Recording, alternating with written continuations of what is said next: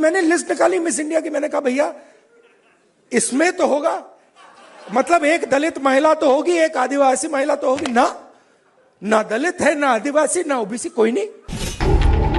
या राहुल गांधींना सुचवायचे तरी काय?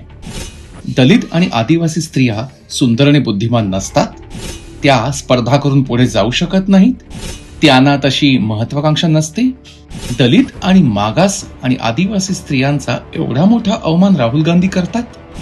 धर्मावरून देशाची फाळणी होऊ देणाऱ्या काँग्रेसला आता जात पात यावरून देशाची फाळणी पुन्हा करायची.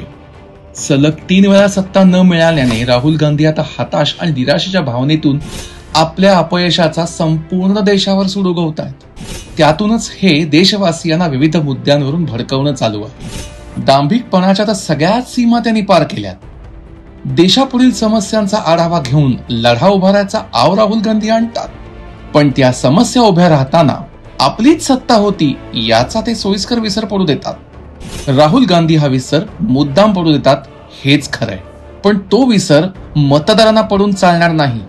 हा देश जर असल्या राजकारण्यांच्या हाती गेला तर देशाची दुसरी, तिसरी, चौथी रक्तरंजित फाळणी अटळ आहे.